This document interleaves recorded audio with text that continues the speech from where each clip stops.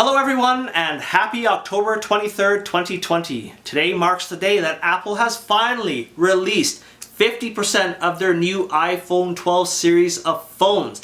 And I say 50% because we're still actually missing the highly anticipated i12 mini with its 5.4-inch screen, as well as the behemoth 6.7-inch iPhone 12 Pro Max.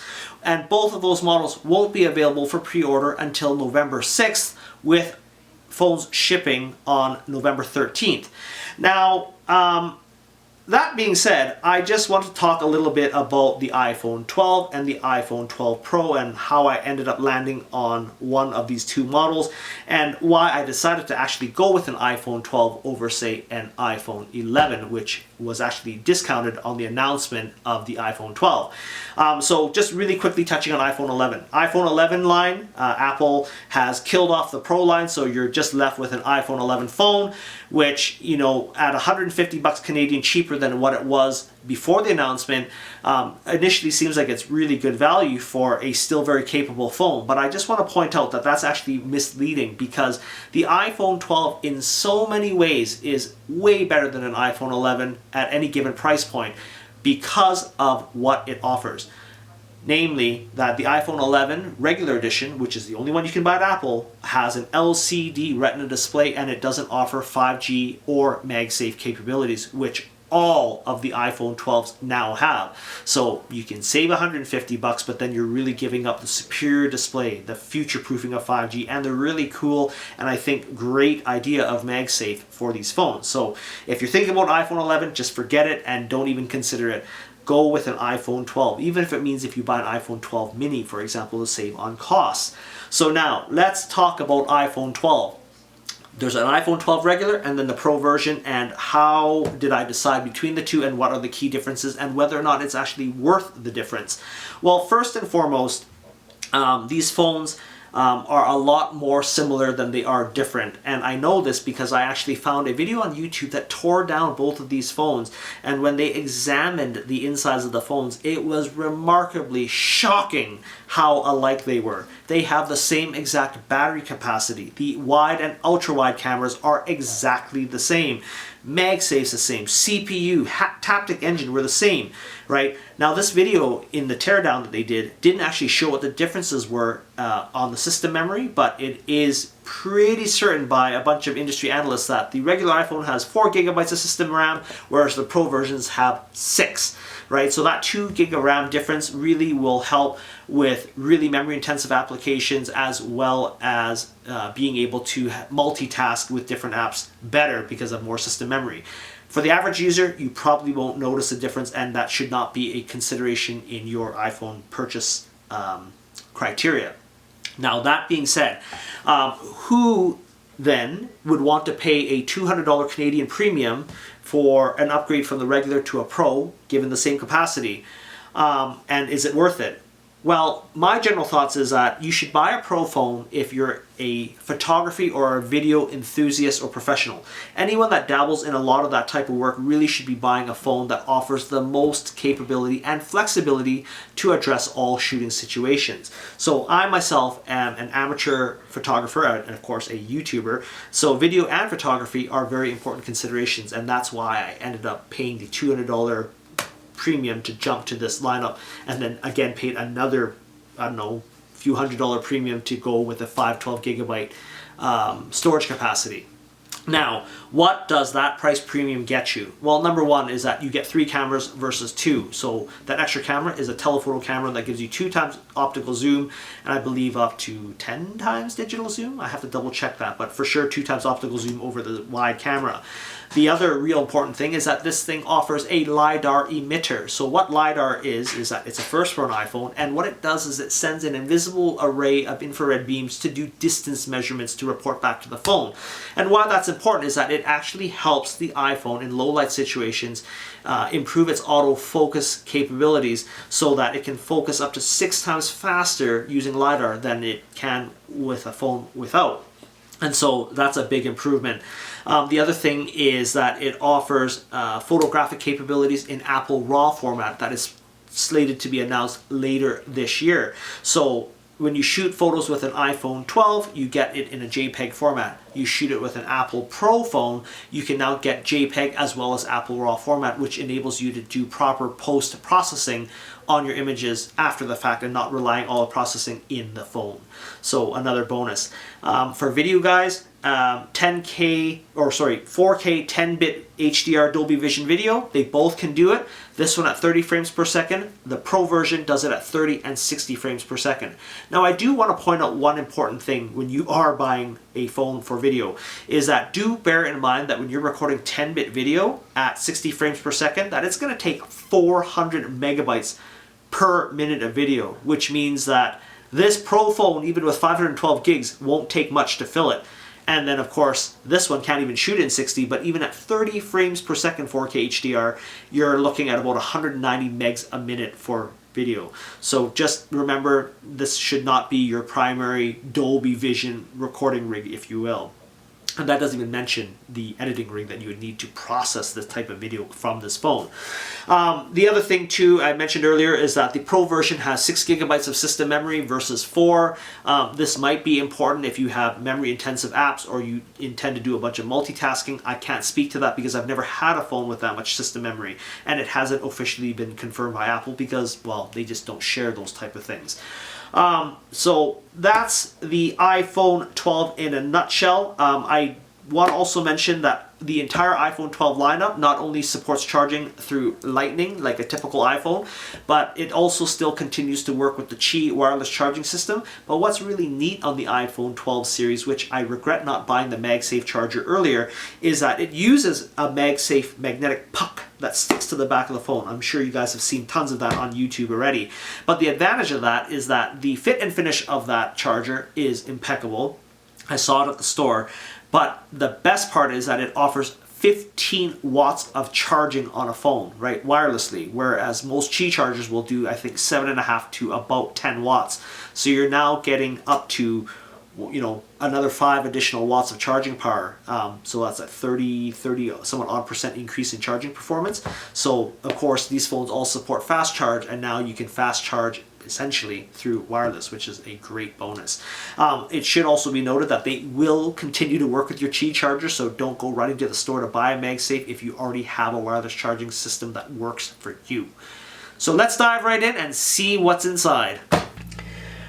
Okay, well here she is, an iPhone 12 Pro 6.1 inch version. Now, you'll notice right away off the get-go that the iPhone boxes are considerably smaller, and the reason why is because Apple for 2020 has finally deleted the 5-watt wall wart adapter as well as the wired earbuds from their phones, and their reasoning is for environmental responsibility reasons and reducing the amount of e-waste, since most people that get these pack-ins on previous iPhone models don't even use them and they end up sitting in a drawer somewhere. And so that's why they did that. And what's interesting is that Apple didn't actually drop the price on these phones, but I will give them credit that they did pack in, you know, more powerful features in their phone without jacking up the price. If anything, they've actually lowered the prices on all the different versions of their models. Now, this is the Pro Pacific Blue version, so all Pro phones come in a nice sleek black box, right? I chose Pacific Blue because that is the unique color to the Pro version. You can even see the little details on the box that the font is in Pacific Blue, as is the Apple logo on the top. Now, just for comparison's sake, here is a iPhone 12 regular in that green color. Again, it's embossed, like it's raised. These phone images on the front are actually to scale, again with the green font and green Apple logo. So lots of attention to detail here. Good on Apple for that. So let's open this up.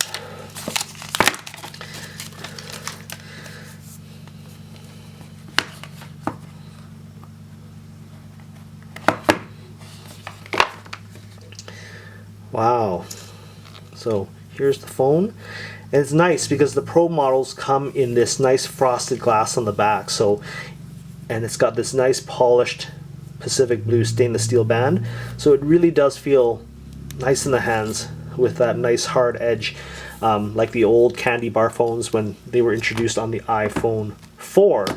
Now, just for comparison purposes, here is a 2016 iPhone SE version 1. Again, it has a that uses the candy bar style phone, longer version adopted from the iPhone 5, right? Hard edges. It's in a case right now, but you get the idea. Little tiny screen for comparison's sake. iPhone SE version 1 to the iPhone Pro, right? So a little bit bigger, but similar in width, which makes it easy to hold, and that's the key takeaway here. Now there's the 3 cameras. You got your ultra wide, wide, and telephoto. You got the little LiDAR hole right here, and then you got your flash. On the front, instead of having a clear film like on previous iPhones, they've got this white protective sheet. And what's interesting is that these little markers that show ringer silence, volume up, volume down, and the power button. And then there's also the SIM slot here on the side. Peel that back. Yeah, that's a really nice phone. Holy cow. Now we've got our USB-C to Lightning cable. And what's really interesting with Apple, when they said that they're going to delete the wall wart from the box, is that their argument was that there's a bunch of e-waste and a lot of people already have existing adapters. But the problem is that previous iPhones, at least the majority of them, came with a USB-A to Lightning cable, meaning I have a USB-A power brick, not a USB-C one, which then basically forces me to either use my MacBook to charge it, an iMac that is USB-C equipped, which I don't have, or forced to buy their 20-watt adapter for like 25 bucks Canadian. So to me, that's a bit of a cash grab. I won't even use this, to be honest with you. I'm just going to use my old iPhone cable. Or I should also note as well is that on the back of these phones, it does support Apple's new MagSafe charging capability. Like the charger, it just clicks on because there's a ring of magnets in behind the phone, so it just snaps on, similar to how Apple Watch works. So I think that's a really promising solution. They charge, I believe, $54 Canadian for that MagSafe charger, is what I saw on Best Buy's website. It seems pretty pricey, so I'm just going to stick with my Costco Qi charger for now. It works just fine, so you don't have to have MagSafe to charge it, and just like USB-C, you don't have to have that to charge it. You can use any Lightning cable or any Qi-enabled charger to charge your iPhone. Inside here, this is designed by Apple California. We've got our little SIM card holder key, ejector tool, and then we even got Apple stickers. Look at that. You know, stored inside this cute little pouch. I thought that was really neat too. So, and there you have it. Really, there's not a whole heck of a lot in the box these days. So let's see if we can turn this on. Come on. Ooh.